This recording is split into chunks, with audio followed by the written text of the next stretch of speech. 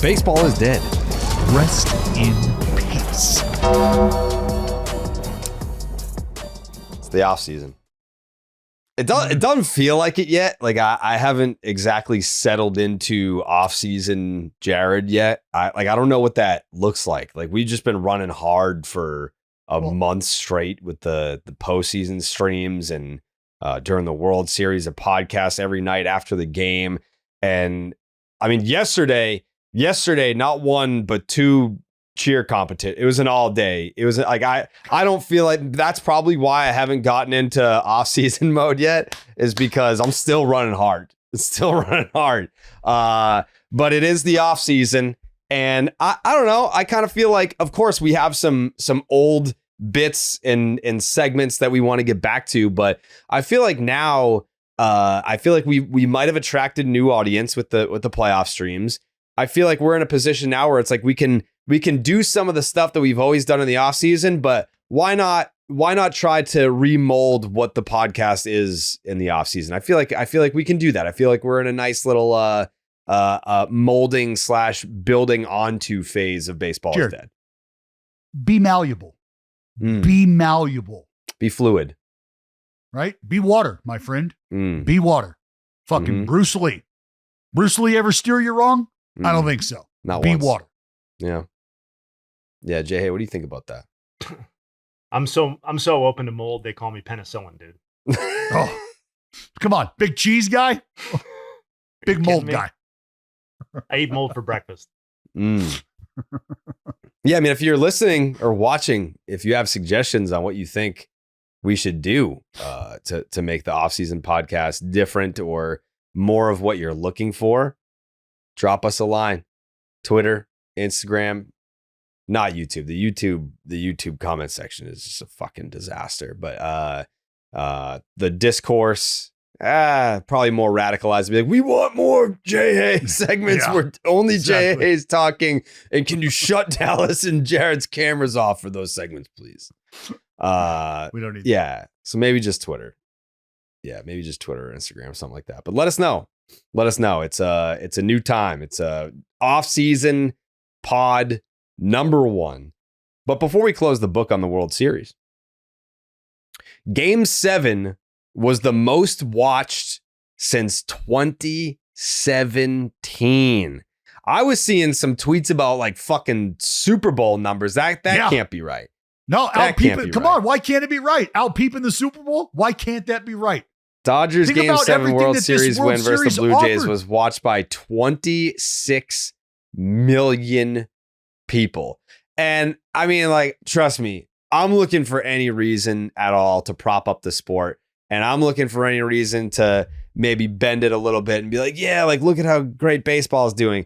It is a country, literally a country, Toronto being in Canada. So you have the entire country of Canada being represented on one side. And then the United States is going to be interested because it is the World Series after all. And all but one team, 29 of the 30 teams are right here in the United States. So there's a lot of people in America that are interested in the World Series. And then there's this little country by the name of Japan that really is super interested in this World Series because of the participants being Shohei Ohtani, Roki Sasaki, Yoshinobu Yamamoto. A few good men, so Jared. we're really dealing with a World Series where we have just taken 3 large markets in terms of countries, not regions, and poured them into the World Series ratings. So, I mean, it is a perfect storm. I'm not surprised that the numbers were monstrous, but I'm not going to sit here and say like baseball's right up there with football now. Like it's the Blue Jays and Dodgers combo. This is yes, but I mean, it's if you think about it this way, isn't that what you? I feel like this is how the lines have been drawn, though. Is come on, like baseball, football, you guys are in 2 separate categories in terms of fandom and who cares about what's going on. Like, not even on your best day could you? And it's like, well, hold on, because that's not true. On our best day, we actually can, and it looks a little better maybe than you thought it did. And that's all part of why I think the narrative surrounding the Dodgers is what it is for fans outside of Dodger Blue, because they see how Major League Baseball is reaping the reward and reaping the benefit of having star power concentrated in an area like the Dodgers because of what the marketability lends itself to, which is everything that we've highlighted. You're now you're marketing this game to 3 separate countries, this series to really 3 separate countries. And you don't get to discount Japan's impact on this. And I think, I don't know if that are those global numbers or are those just the United States? I don't know how that works. How does Nielsen work? Nielsen, I believe, is just national ratings. I believe. I do not believe those are. And also by the way, that 26 million was the average. So the audience peaked at 31.5 million from 11:30 to 11:45 p.m. Eastern. So yeah, this ESPN article does not specify. The game averaged a combined 25.98 million viewers on Fox Deportes, and Fox Sports streaming services, according to Nielsen panel, Only Fast, Nationals, and Adobe Analytics. Final numbers are expected to be released tomorrow, Tuesday. Like I would be really curious, and I'm sure it probably favors Canadian fans, but I would just be interested to see what the numbers look like in terms of fans traveling from Japan to go to either Canada or to Los Angeles to watch those games compared to Canadian fans traveling to Los Angeles to see those games. Because I'll remind people, there's only one dude on the planet that plays baseball that has garnered enough attention for his team to strike multiple deals with jet airliner carriers, like quite literally people movers, because of how damn good he is and how much people want to see him play each and every day. And he's got 2 other teammates that they're really excited about watching play as well. So that's a major, major factor when considering the success of the viewership and contextualizing the success of the viewership between these 3 groups. America, Canada, Japan. Where else you selling this game? I say fuck your guys contextualizing, because only baseball fans would do this to themselves. Only the baseball people would, because in no other sport are they doing things like, well, it's only popular because lots of people like it everywhere, right? It's like, no, that's the whole idea. Like, that's why the Super Bowl is so popular. That's why, it's huge in this country, of course. It gets global viewership. The NBA is considered a global sport because people in countries all across the world, literally in every continent, almost, maybe everyone, love the NBA, are invested in basketball in some way. And that's considered a very good thing for them, both in terms of just present day viewership and interest, as well as growing the game. And I think that yes, it is convenient and beneficial for Major League Baseball that the Dodgers and the Blue Jays ended up in the World Series in some ways for viewership numbers.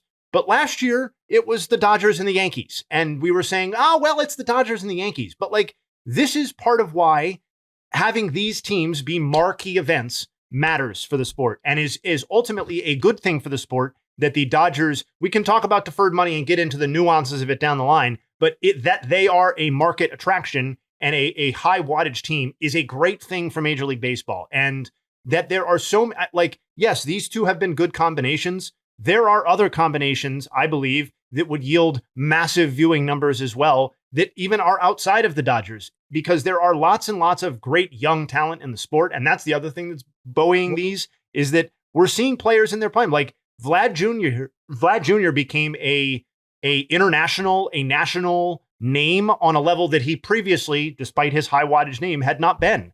And I think that I just think that this is all of this is great. Wherever the viewership is coming from, you can fight for viewership in the United States. They're going to do that. You can also attract people from outside of that, and that's what they're doing as well.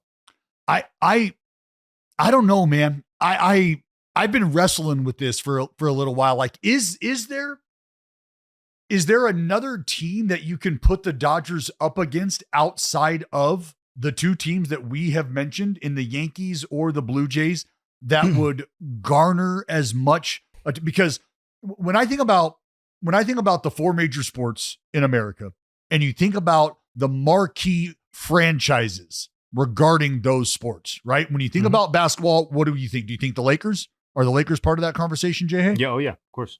When I think about the NFL, you think about the Dallas Cowboys. I'm not saying that as a Cowboy fan. Right, That's just like the sexiest position of all in sports has been the quarterback of the Dallas Cowboys, right? Like, okay, I get it.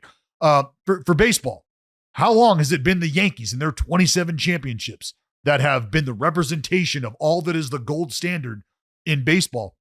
So is it not fair to say that I think the Dodgers have not only maybe equaled, but surpassed maybe that representation at this point in time? Yeah, definitely. With who they have on their roster. And so now I find it hard to believe that outside of a Dodgers-Yankees, Dodgers-Blue Jays matchup, that we would ever get the same kind of excitement or maybe same kind of viewership excitement with any other team. Like you could pick any of the other teams. And I think Boston would generate that sort of thing. A very good Red Sox team. I think, like, I know it's convenient to throw Toronto. Yeah. Cubs. Cubs, you can NLCS. only get in the NL, obviously. Yeah, right. I think that is another team that fits that description. Like, I think your larger point is correct that we have gotten two of the best combinations in the last 2 years in terms of maximizing viewership. But I also believe that, like, just the floor is higher now for lots of different reasons. And if the Dodgers are really, like we'll talk about in a second, they're entering next season as the 2026 overwhelming World Series favorite. And they are on their own tier. And most of the teams, in fact, are multiple tiers below them in terms of likelihood. So they are really on their own planet. And if they continue to be this sort of threat to make the World Series every year, even though we all know they're not going to make it literally every year, then that just provides such a high floor and ceiling for what these viewing numbers can be. And maybe they'll go down a little bit next year because the Dodgers don't make it. That's fine. It doesn't always have to be them, but that we're talking about these numbers coming off of a year where the prior year was Dodgers Yankees, and it's not, oh, they're down 20%, they're down 25%. It's, hey, we're setting different records this year than we even did last year. By the way, last year's Super Bowl, 127.7 million viewers in the U.S. All right, the most watched thing. Super Bowl Whatever. in U.S. telecasts of all time. But this is this is across all platforms. So, like, I want to, like, what is across all platforms? What is the World Series globally? I don't think those, like, doesn't people seem like watching on cable. Obviously, there was another, I believe, 26 million that was watching on just the nuts. Like that, those numbers are not factored in. Yeah, it doesn't include any of our numbers, or at least if it does, they're not attributing it to us. right. Well, and the one thing that the NBA does have over the two other sports too, and when I say two other, I mean baseball and football, is you don't have near as much international representation in baseball or football the way you do in basketball, like especially in the European countries. Yeah, for sure. Right, like specifically Europe. Yeah. Like there's a lot of folks who want to grow up and be the Joker. That we just nobody over there wants to grow up and be Kershaw. For sure. But, like, you know, to take a long lens view of it, the state of international basketball in Europe specifically was nothing like it is now when the original Dream Team, for example, was playing in the Olympics. Like when Jordan and crew were playing teams from Europe, that was like laughable. That was like plumber shit, like comparative to what's happening right now. AK-47 was a god over there. I mean, they have done, people less biased than me on the subject have done studies on that, and it's a completely different ballgame. So if baseball wants to be invested in these places, they absolutely can be and plant the seeds for the future. Yeah. Did you see that Barack Obama tweet? No. What do you say? He called me the greatest pick'em player in underdog fantasy history after my 6-player pick'em hit in that Game 7, the most watched Game 7 since 2017. Thank you, Barry. Appreciate you, White Sox fan.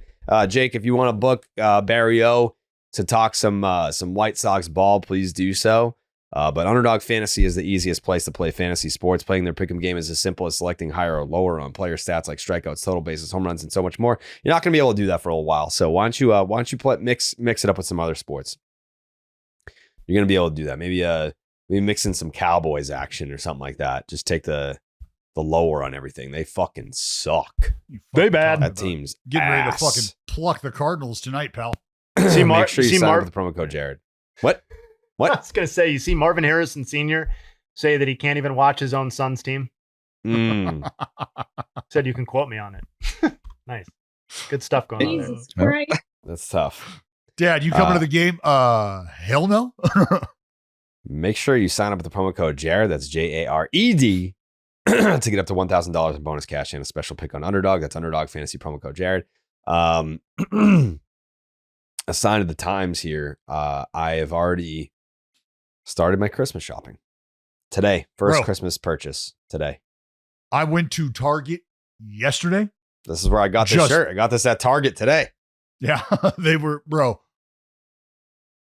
bumping and slumping the hits. And I walked in because I have like this last year, maybe the last 2 years, I've been trying to get Meg like, bro, what do you got? Like tree early? I don't know. What do you think? Like, and she's like, you want to go before Thanksgiving? Absolutely fucking not. And I was like, look, okay, fair. I don't know that I've ever been there, but I'm getting closer and closer to like, throw the fucking tree up, deck the halls. Let's go. Like I will deep fry the turkey on the 27th of November and we can just keep on moving, right? We don't have to. You guys didn't start decorating yet, right? No. She called me out though. She was like, I'll take down the Halloween shit today if you think you're going to get your ass up in that attic and grab all the Christmas shit down. And I was like, fucking do it. Morning of November 1st, Halloween stuff was gone. Oh, it was gone. Yeah, it was gone. It was gone. It was gone. Well, it was moved back into my office where it is for the rest of the year. But yeah, no Christmas decorations yet, but one Christmas present has been purchased. I'll throw out an idea. I don't know that that we'll all be willing participants here, but what about a BID White Christmas jersey swap? What about that? Yeah, like what if we were able to like draw names where it's like, all right, Jayhay gets Dallas gets Jared gets Jayhay or whatever, like whatever the combo is. Yeah, I think a Christmas jersey swap would be nice. I was going to say a white elephant, like you can do Christmas jersey swap.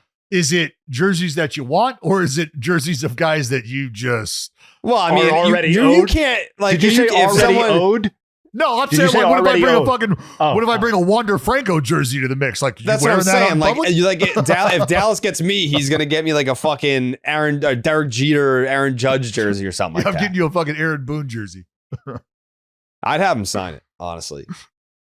Yeah, that could get dangerous. No, I'm getting you an Aroldis Chapman Yankee jersey. That's what I'm getting you. Could get dangerous. That's awful. He would be more mad about seeing that jersey than me. Yeah, that's all right though. I mean, Aroldis Chapman with the Yankees provided one of my greatest moments in my career. I think he had that quote the other day where he basically said he'd rather die than pitch for the Yankees again. Yeah, that was strong. Yeah, he feels some type of way about that. I don't know, but it's not hot stove season yet. But I'm very excited to use this side of the soundboard again for the first, like there's like an off-season side of the soundboard that hasn't been touched since I don't know, early Feb. It's been a little minute. Well, I'm glad you're back in it. Something I did want to address, something I did want to talk about, just to kind of put a bow on the World Series is. Leave it to fans. And I know this is bubbled up and it's been a thing that we've talked about here recently over the last few years, like the gambling and the impact and, fans and their vitriol. And I'm sure you guys know where I'm going with this, the stuff with IKF. Like you see that people were like threatening him. Like I'm going to break your legs and like just all kind of despicable shit. And I tweeted yesterday and I had assumed, I think, and wrongly so, that people had already seen what IKF had said about why he took the lead the way he did explained in full detail why it's taught the way it is and blah, blah, blah, blah, blah. And I made a comment about how people could walk into a PhD course and hear the professor lecturing and have problems with it. Like, nope. And the idea was you're listening to the player explain to you what he was thinking and feeling in the moment. And then you're listening to him explain to you that the people who are teaching this game, that this is what they have explained and this is how they've planned to go about it. And it's like, no, but I don't want to hear all that. It's like, damn, man, is that really where we're like, I understand you're angry and you don't like the outcome of the play and how things unfolded, but do you just not want to hear a reasonable explanation for it at all? You just want to stay angry and stay mad if that's fine, or if that's it. Oh, okay. But I mean, there are so many things that go into that moment that people who have not been in that moment probably aren't readily assessing and prioritizing or considering.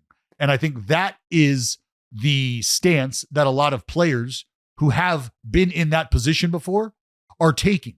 And something I want to remind folks of is, do you remember how the game before Game 7 ended?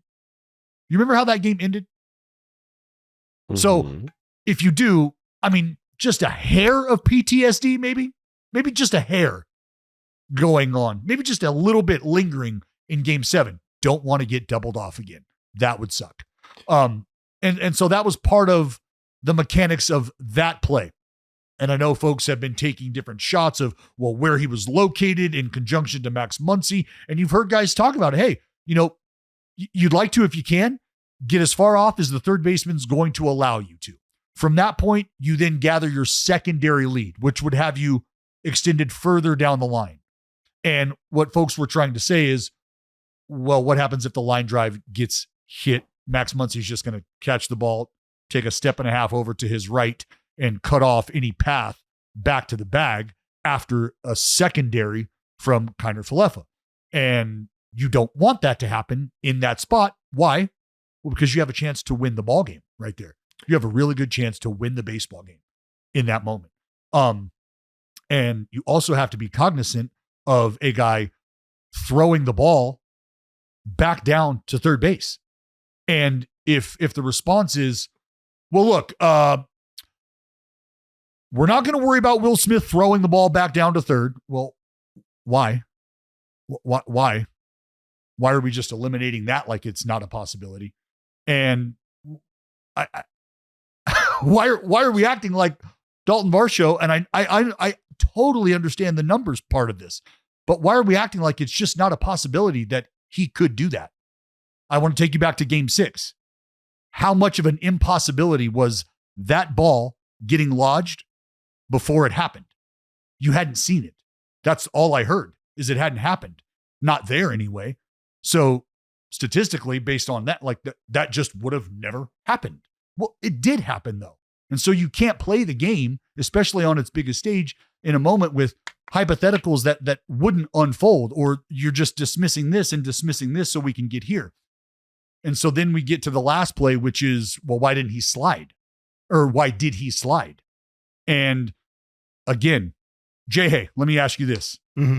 Have you ever sprinted fully from third base home and stepped on home plate? No. Like, I'll say in the last 10 years. No. 20 years? Depending on your definition of fully, maybe, but probably not. Well, as fast as you can go. Certainly not. I don't remember an instance of really booking it fully and stepping on home plate. No. Okay. And there's a reason why. And it's because home plates are super slippery. They are very slippery. And you can hurt yourself. I mean, I watched a guy jump on home plate and break his leg.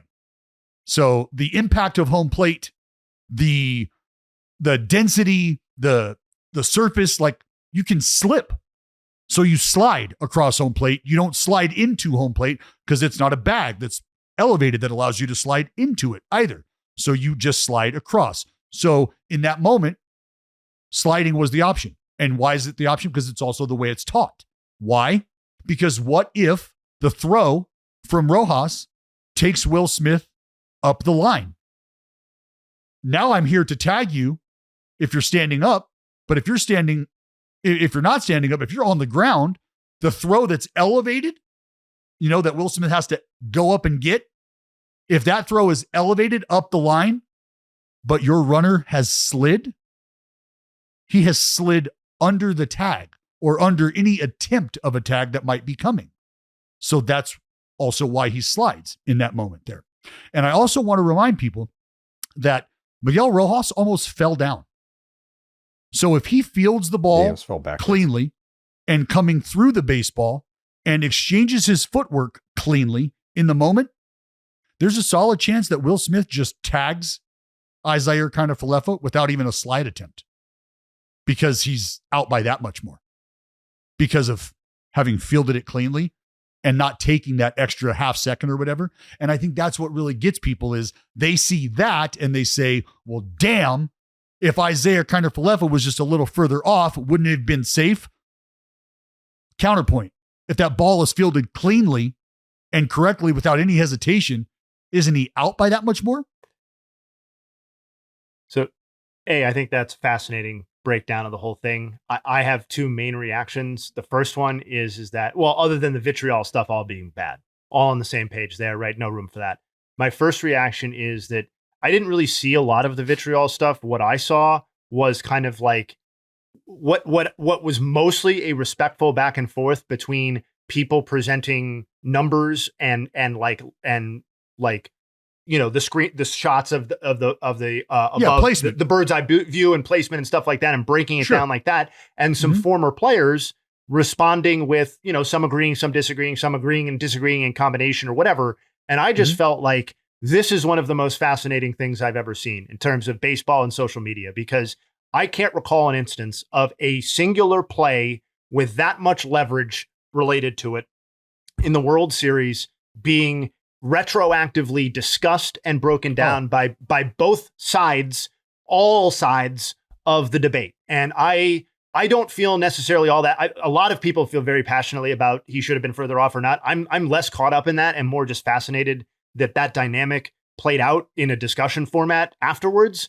And I think like the one where I will come at it from my perspective, quote unquote, is that like that it has always, again, and I don't really care about this topic specifically, but that it has always been taught this way and is still being taught this way in the game is not in and of itself a reason to just end the conversation. And I'm not saying that's what you're saying, but that some people were just appealing to authority and saying this is how it's taught.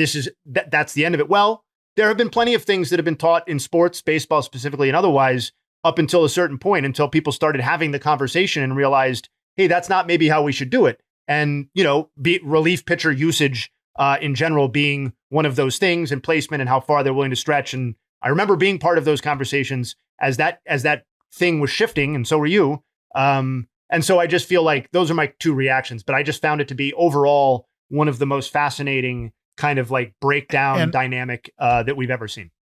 And that's why I asked you the question I asked you. I wasn't asking, when's the last time you touched home plate to be like, hey, fucker, when's the no, just like, no, not at all. I think that sort of thing really matters. Like when it absolutely. Have you physically experienced something like this, and do you know how to react in that moment? And I think that part is definitely part of the conversation.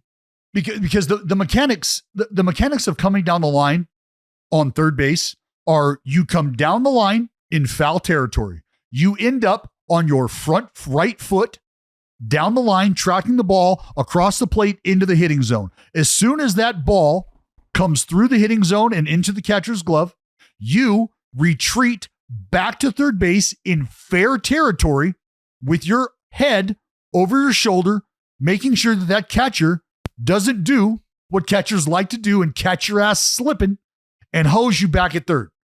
That's the mechanics of that play.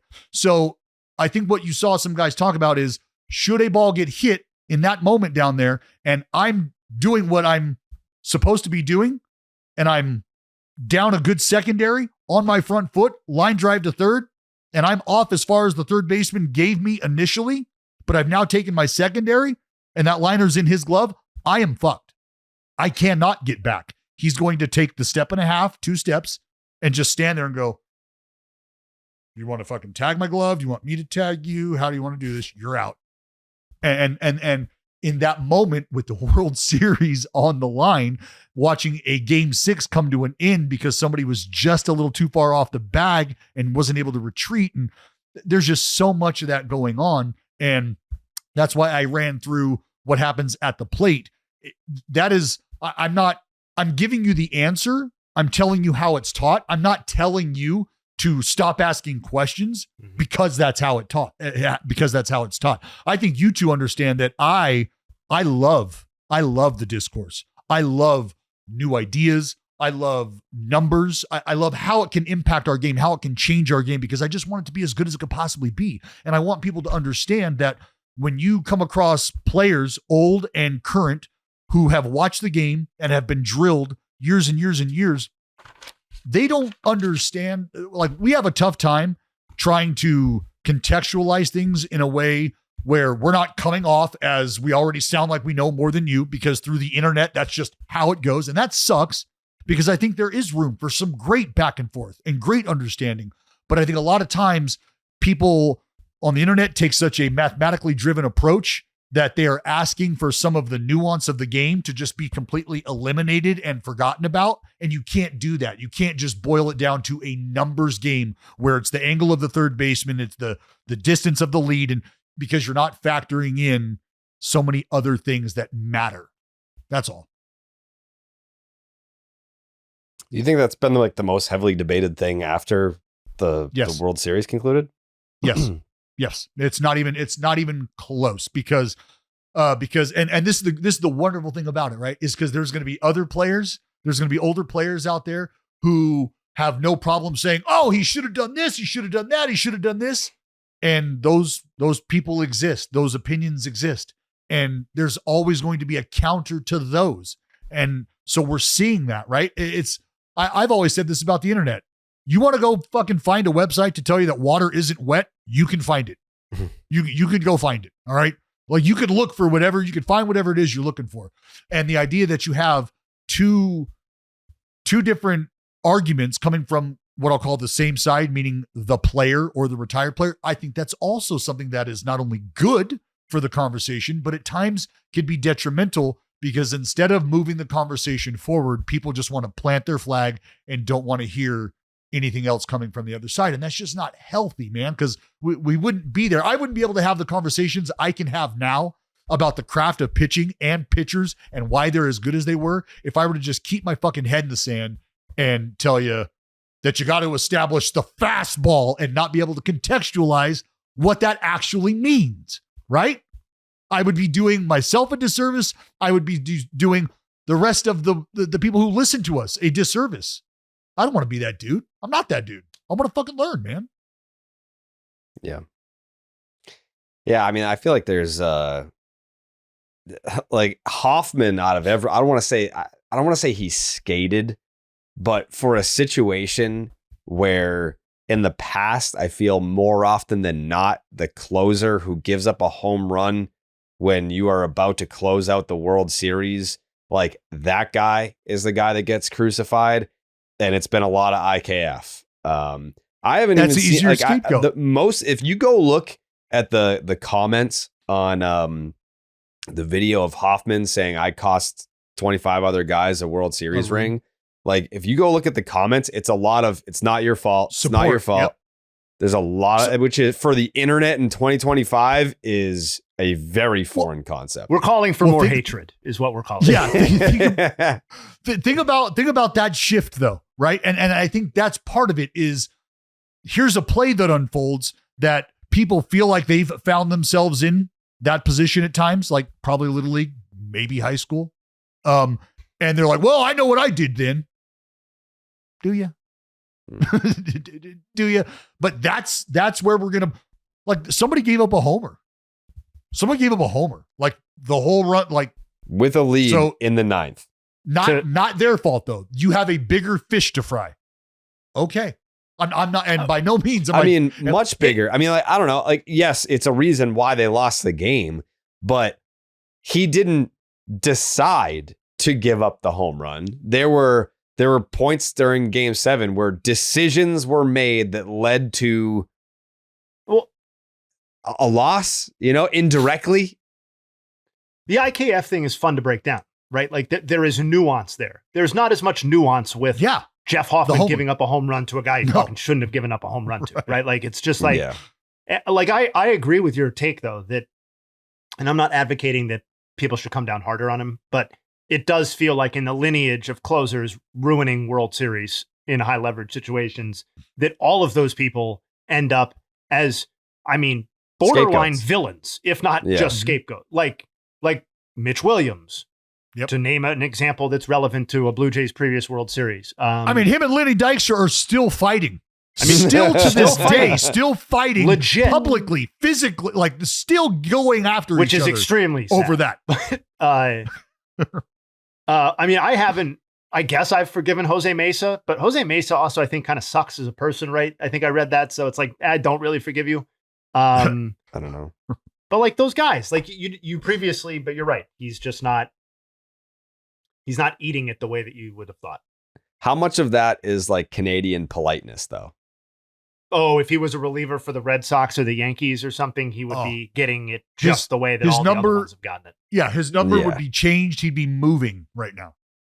Yeah, like yes. I think there is a tad of legitimacy to the whole like, sorry, yeah, it's okay. Like, I mean, there's a little bit of that going on, but yeah, I think Jayhay though, I think you nailed it, because I mean, this has been my thought is there's so many different ways. Like you could latch on to the primary lead of IKF right. and let that piss you off. You could latch on to the secondary lead and let that piss you off. You can latch on to the fact that he slid and you can let that piss you off. You can pick any one of those three things that you want to change about how he went about it. And in your mind, he ends up being safe at home. And that's why you're angry at him. For Hoffman, you're like, well, fuck a homer, but there were so many other things that were there. I mean, there were a lot of different reasons why the game ended up the way it did. Yeah. There's a lot of reasons why the BID merch store is going to end up the way that it does, and it's because of Shopify. BID merch store, probably this week. I mean, we've been saying that for 2 weeks, but I mean, I don't, for the record, I have nothing to do with that. All I do is send the text, be like, we good? We ready? Yeah. Good? Yep. But when that merch site drops, man, it's gonna look great, and it's gonna be running as smooth as and a whiskey aged 24 years. Is it we're gonna have a 2027 baseball podcast baseball hat? Did you say the whiskey was aged 24 years or the website is aged 24 years? Yeah. Or are we on 24 years of back orders? By the way, this is not a Shopify issue. For the record. No. Not at all. Shopify, they're cleaning it up. They're cleaning this up. Yeah, this is not Shopify's fault. But finding the right tool that not only helps you but simplifies everything can be such a game changer for millions of businesses. That tool is Shopify. Shopify is the commerce platform behind millions of businesses around the world and 10% of all e-commerce in the United States, from household names like Mattel and Gymshark to brands that are just getting started. The BID merch store has been trying to get started for, I don't know, a year and a half. But when it's up and running, boy, are you going to love what we have on that website. Get started with your own design studio with hundreds of ready-to-use templates. Shopify helps you build a beautiful online store to match your brand style. Accelerate your content creation. Shopify is packed with helpful AI tools that write product descriptions, page headlines, and even enhance your product photography. Get the word out that you have a marketing team behind you. Easily create email and social media campaigns wherever your customers are scrolling or strolling.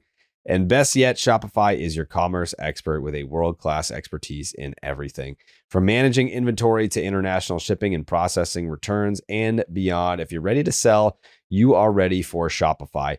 Turn your big business idea into cash with Shopify on your side. Sign up for your $1 per month trial and start selling today at shopify.com/dead. That's DEAD. Go to shopify.com/dead. Shopify.com/dead.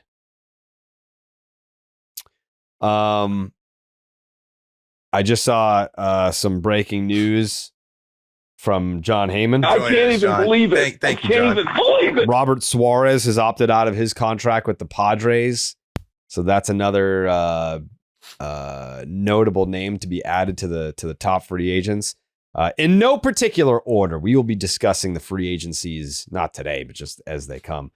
Cody Bellinger, Kyle Schwarber, Kyle Tucker, Bo Bichette, Alex Bregman, Framber Valdez, Ranger Suarez, Pete Alonso, Dylan Cease, Munetaka Murakami, who that's an interesting one. I feel like there will be individual conversations about him because of the skill set. I guess it's not even under the hood numbers. It's more just what the skill set is and where does he fit, and do we think that we can bring down the strikeout rate, all of that. Trent Grisham, Gleyber Torres, Josh Naylor, Brandon Woodruff, Jack Flaherty, Merrill Kelly, Jorge Polanco, Eugenio Suarez, JT Realmuto, Ryan O'Hearn, Zach Gallen, Luis Arias, and Shane Bieber. We can now add Robert Suarez to the pile. Let me just start simple. Who do we think is going to sign first? Because I have a guess. I think it could be. I think it'd be Bieber or Fromber. You think Fromber is going to sign early? I don't think so. I think the reason I threw Fromber out there is because I don't know why I feel this way. I feel like he already probably has an idea of who's interested and where he'd be willing to go. I don't know why. I think a lot of that just comes from how the season ended and the shit that I was talking. I don't know why. I feel like that's largely it. I feel like a guy like Framber got a little bit of an ego, maybe. Yeah, might think that there's something better out there for him based on the first round of offers that he fields. So I got him going later in the offseason.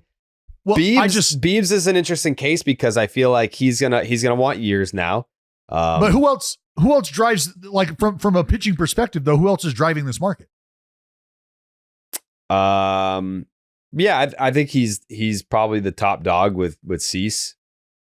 Gallen's going to be an interesting case.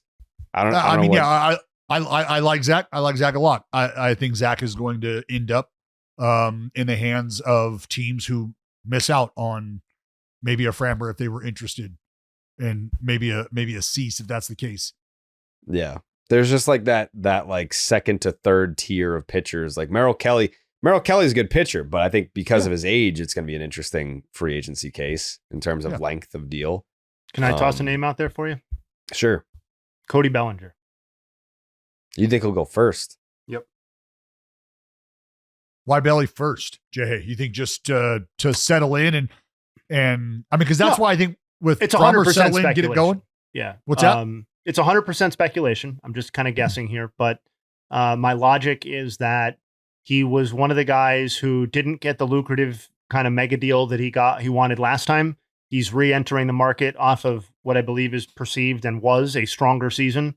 I think when he might be a case of when he gets the quote unquote first really good offer that he sees, maybe he's the guy that's going to take. I mean, we talked about that with Blake Snell last year as a similar sort of situation. Not that he was nervous, but took an early deal.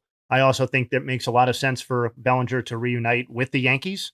I think that's one possible landing spot. I think the Cubs are another landing spot. I think there are lots of places where he works. If the Cubs ended up fucking paying Cody Bellinger, I know it would be weird. I don't think it's likely, but there is roster justification for it if Kyle Tucker leaves. Sure. There's another name you're missing. Who's that? It kind of fits a similar. Oh, I'm sure there's plenty of teams that I'm missing. Yeah. No, not teams. I'm talking like a player that fits the same mold that you're talking about with Bellinger. Kyle Tucker? Bregman. Oh, a lot. Oh, Bregman. You think? Well, you have. He did not have the offseason that he wanted last year. I think he wants to stay in Boston, And you could make the case that his market is worse this time around. Like the opt-out doesn't surprise me. It was like 12:01 when I got the alert, Jared. What? Like 12 Bregman opting out. Like the minute it could have become official, it was like official. It was done. Yeah. I mean, that's standard. Like, out of here. But he tweeted it, which was crazy. I think he wants to be here. The Red Sox want him here. And I think his market will be worse than it was the last time around. So I don't think he wants to mess around and stay out there until February again. And I think the sentiment is more he's going to do it on his terms this time versus Boris's terms. So I think if there is like a fair market value for him by some team, whether it's the Red Sox or not, I think he's going to jump on something. Maybe he won't be the first to go, but I definitely don't think he's going to wait all offseason again. Well, and I would defer maybe to you and your relationship with him a little more on this, but is that just simply because he wants to be in a spot where he knows he's taken care of and he doesn't have to worry about that? Or because the difference, the variable that we all have to factor in here is 2027 and whether or not you think that is going to have any impact on the conversations between teams X and player X. So in this conversation, it's Alex Bregman. And is he looking for another short window where he's got multiple opt-outs? Or is he looking for like, this is the last commitment I can realistically expect for myself with any sort of chunk regarding it? Do I wait for that? Like, what are we? Here's what I can tell you about Bregman's thinking. First and foremost, I have not spoken to him since I want to say the night the Red Sox clinched the playoff spot. So this is not like, this is just from like my history of knowing Bregman. This is what's important to him. Obviously, he wants fair market value. You don't like he got $40 million last year. Like he's not like there's no hometown discount. Boston is not his hometown. He wants to get paid what he's worth. Fair. He wants to win. He wants to be somewhere that he knows he can make the playoffs, have a chance to win a championship. I do think like, he's thinking Hall of Fame. Like he wants to be a Hall of Famer. So he wants to be in a ballpark where he knows I can put up Hall of Fame numbers here. He knows his best performing ballpark is Fenway. So it's like, it's all of that. I want what I'm worth. I want to win. I'm sure the relationship with Alex Cora helps a lot. But at the end of the day, I think he wants to end up in Cooperstown. So he's not stupid. He's looking at the numbers of where I hit well. And it's like, all right, yeah, like I could, like if we want to take a look, being a Boris client, I'm sure they can extrapolate it. They can probably like show him, hey, if you play out the rest of your career in Boston, this is what your career looks like by our model. And at the end of it, we're talking maybe knocking on the door of Cooperstown. I think that that's something that he wants. So that's why, people like, like when I say that I'm fairly confident that he'll be back, people are like, oh, like, I have not spoken to him. We have not had a conversation about it. This is just what I know about him from, the years of knowing him, that like those things matter. You know what I just thought about? What? And we don't need to go down this rabbit hole right now, but we are all aware of the goings on between the agent and Commissioner Manfred and that whole tangled mess. You guys aware of that? Mm-hmm. And I've said this, and regarding Boris for the last, I don't know, almost maybe decade now, but everybody's swimming in the same pool in terms of information and in terms of how to present your player's case regarding compensation.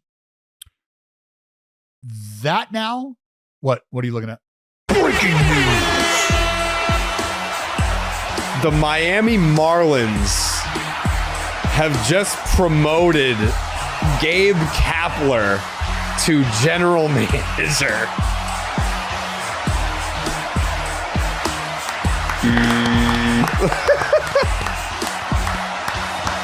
I mean, why the fuck not? What a hire. What a hire. It's good. Oh, Good shit. Good shit, Miami. He's got energy, right? oh yeah. He's like, all right, well, that's all you He doesn't have a history of his players disrespecting him in public or anything like that. No? No, man, but listen. If you are fancying yourself a forward-thinking operation that is looking to do things outside of the box, outside of the normal pay structure, is that what you said? Why don't you bring in? Yeah. Why don't you bring it? Come on! This is nothing short of we don't want to pay someone for the position, and like, yeah, we want to seem like we're doing something smart. That's like, like no one else thought of this, but it's like, no one wanted to do it because it's not a good idea. I love that the Marlins innovate like this. Didn't they make their GM become the manager of the team that he built? What was that? Yep. Hill? No. It wasn't. No, you're talking about Amaro? No. No, Marlins GM who became manager. The search is going to be all thrown off now, but I'm going to get it for you. Hold on. Dan Jennings. Oh, yes. Remember? He fucking built the team. They were ass. He fired whoever the manager was, and then they were like, you the manager. You be the manager. And he had to go down. He was like some dude in wear a a suit. uni. Yeah. That was like 10 years ago. That was fucked up. Wow, that's crazy.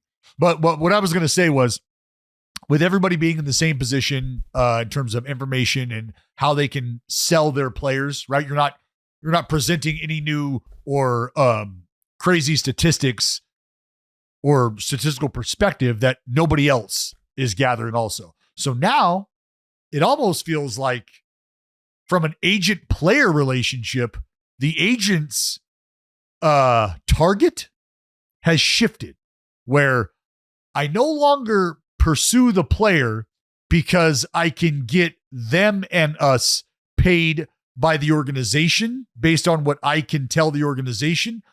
I have to be a little more selective now in pinpointing my player, because if I can sell my player on an extrapolated career and what that might look like based on where they're playing, and if it might favor me as an agent to be able to put a player here and then to put a player there and then put a player here, but I'm selling all of that based on your potential for greater things at the end of this, it almost seems like the landscape is shifting, where agents are now maybe better served pinpointing players that they can sell, as opposed to organizations that they have to sell on the player.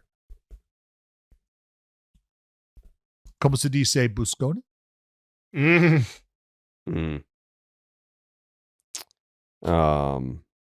Okay. Yeah. Breaking news. Huge news. The Gold Glove Award winners got announced. Huge news. Matt Olson in line for his second platinum. Platty Olson is what they call him. Platty-O. He's in line for his second platinum. That would be outstanding. Anything stand out with you guys on the Gold Gloves other than the Red Sox almost had an entire golden outfield, but it's whatever. Well, I want to congratulations. Thank you. Because as far as I'm concerned, as long as the best experience that I ever had. Who did he won? He won one? Yeah, back to back. Nice. And Rafaela, right? Yes. Yeah. So that'll be Rafaela's, as long as him and Denzel Clark are in the same league, that'll be his first and his last. The best experience that I ever had. So good. so good. I think, what do you got on the Dylan Dingler call? What were we calling that in the playoffs? The Dingleberry? No, it was like when he throw out a runner trying to steal second. Yeah, God, what did I call it? Oh, Fuck. I forget, but it was t-shirt worthy, whatever it was. It was. Damn it. Oh, it was good too. Yeah. Old Dingler. I'm assuming you're asking because you think Narvaez should have been given the distinction. Talking to me? Yeah, Dingler. No, Dallas brought him up. No, I asked. I said, what are our thoughts on it? Yeah. Did you have any particular thoughts? Not really. You brought him up out of all the positions in both leagues. Well, you just because specifically bring him up, but you have no thoughts on it? Well, because you're throwing me off now. Yeah. No, because of the other fella that he's vying for. I mean, the guy who won the Platinum Glove last year. Oh, okay. That's fair. That's all it is. Like, he's gonna have a different award. He's gonna have a different award. We're not worried about that. He is. Let's hope. Yeah, we'll see what happens there, but either way, it's kind of. I mean, let me ask this question. Hmm. Anticipated might not be the proper word, but is intriguing. Is this one of the more intriguing? I'd say unpredictable. MVP conversations, MVP awards that's going to be handed out.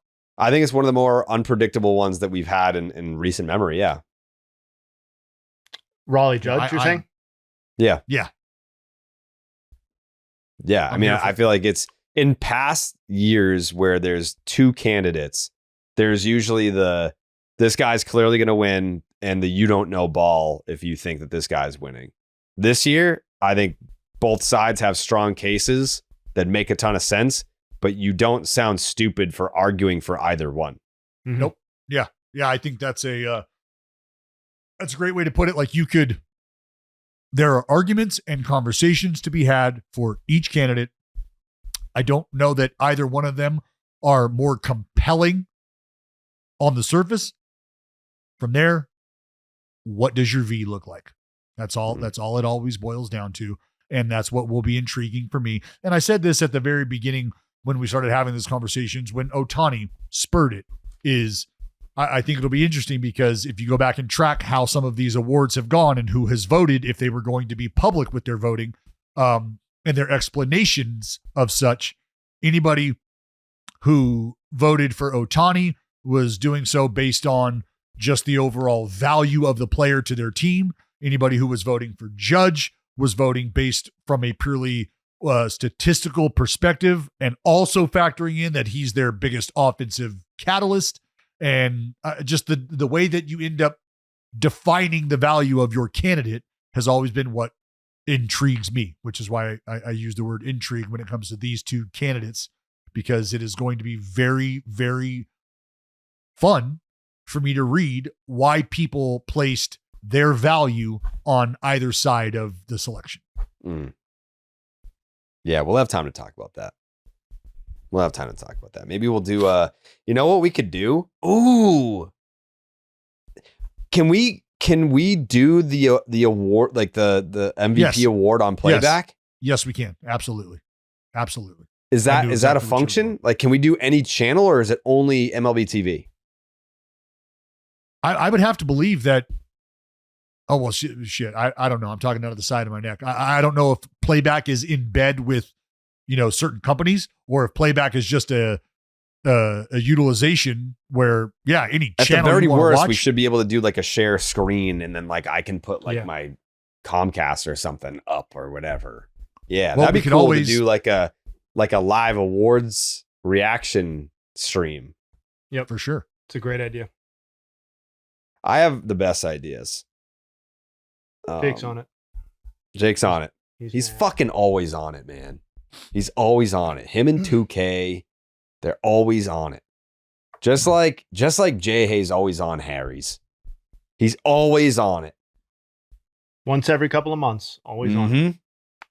Mm-hmm. And boy, do they do like, good the scarf's work. already back. Like, you already look like a guy again. What's that? You're gonna have a lot of ad retakes after this one busted. Go ahead.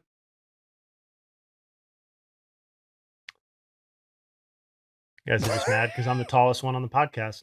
That's what Wow. He just called you short, DB. Short ass bitch. Well, he continues to try to punch up, which physically he has to do, so that's fine. Wow. No. When I punch, it's the shiny dome. Mm-hmm. Just a little higher than yours. I get it. Just nothing funnier than two dudes all within an inch and a half of each other arguing about height. Yeah. Do we need oh, you just made Jared feel really good. Do we need Cap do we want Cap on this? What? I'm waiting for Jayhay to do the Harry's read. Oh, do the fucking Harry's read. I'm sorry, I did not realize that's what we were waiting for. I was just having a good laugh over here. Good chuckle. All right. Yep.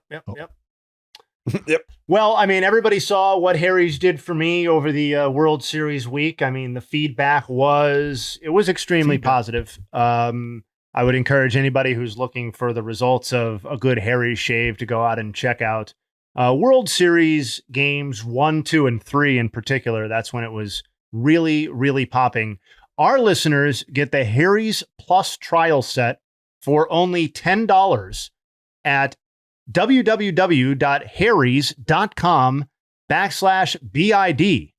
Yes, an entire decade of R&D for the smoothest possible shave. This is the biggest launch in the history of Harry's. If you're looking for an incredibly advanced shave, but still want to pay less than other premium brands, Harry's Plus is for you. Let's talk about exactly why it's so good. It has the advanced pivoting system to make reaching all corners of your face even easier. Refined blade technology for an even closer, more comfortable shave.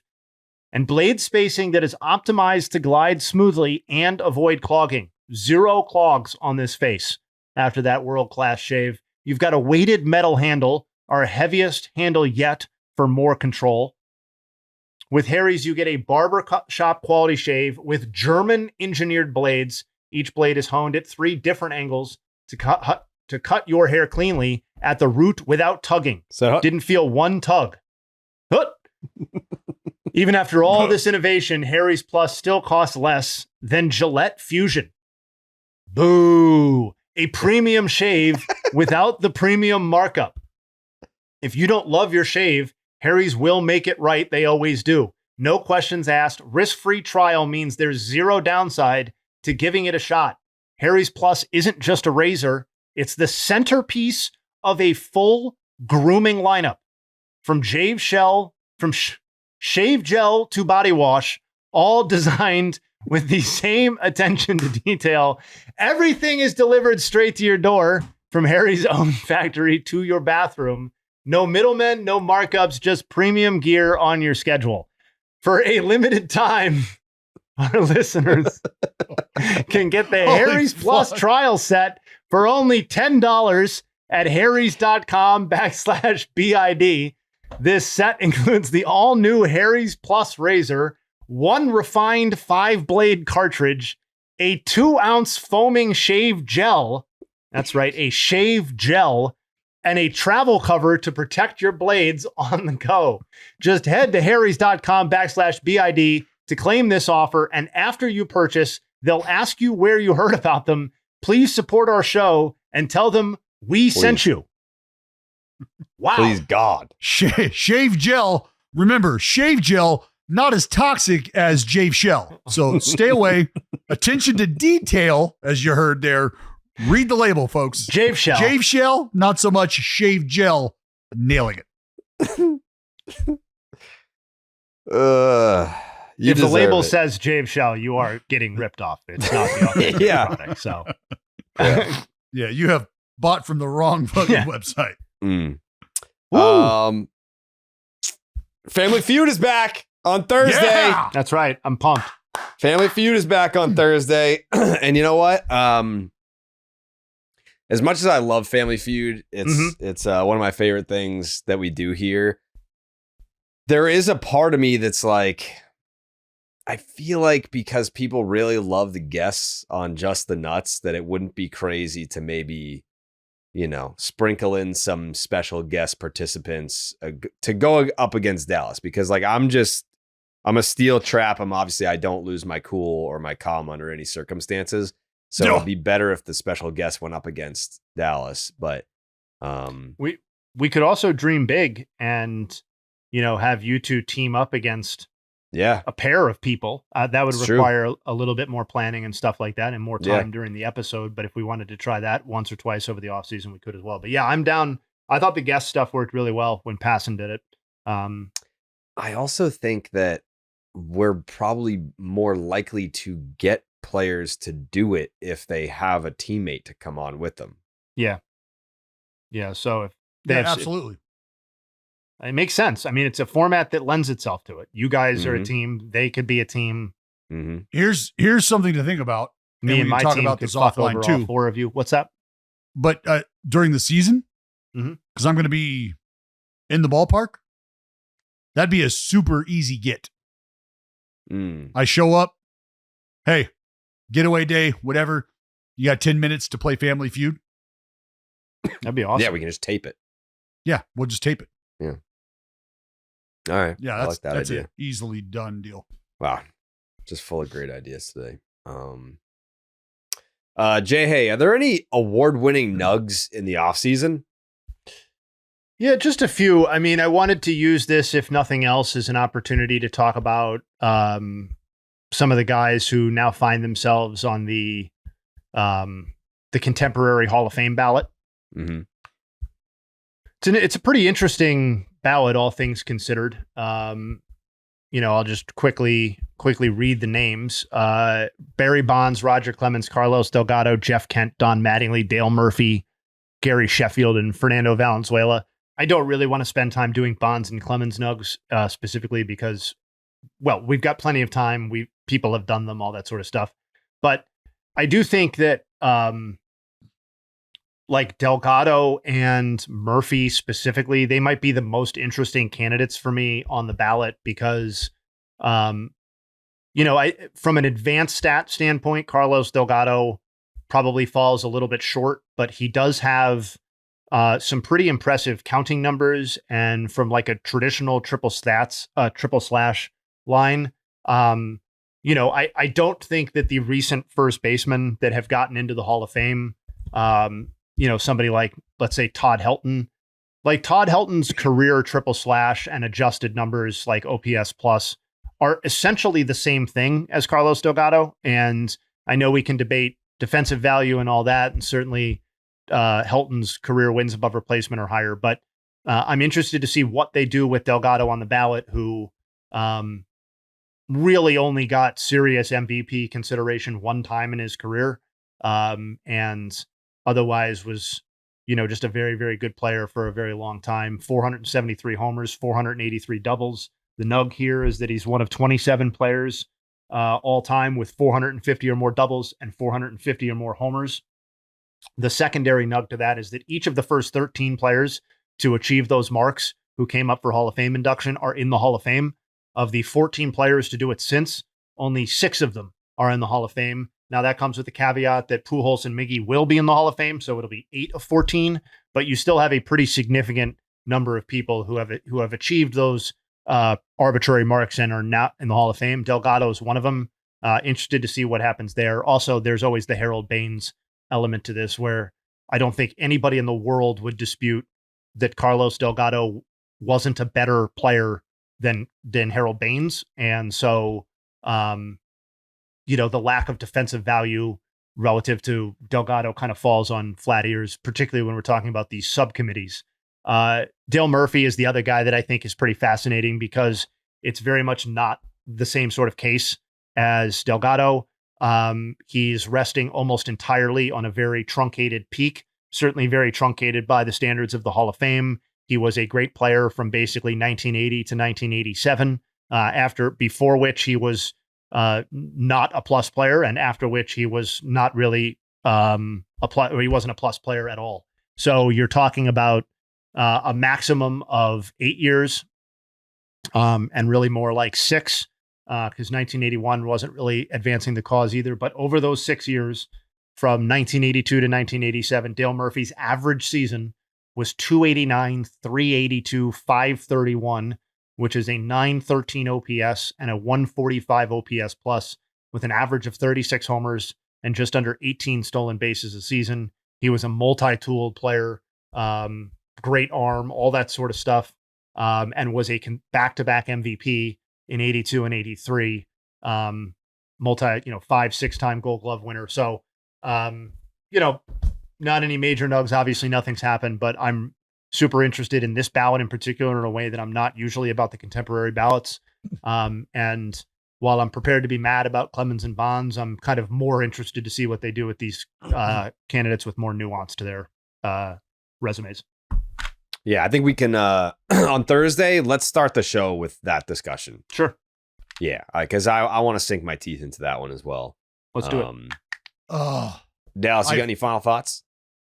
No, I mean, that's exactly where my mind was this ballot that's coming up, because I think it goes without saying the impact that each and every one of these players, I think, probably had on our youth, on our fandom, and where they fit in the pantheon of greatness when it comes to our game as a whole. So yeah, I am all in on what this ballot looks like once it's all said and done. And I don't know if it's not like minute to minute where I'm trying to decide between whether or not I'm going to allow myself to get as angry as I know I could probably end up getting, or am I going to try to talk myself into swallowing it and just dealing with it? And, who knows?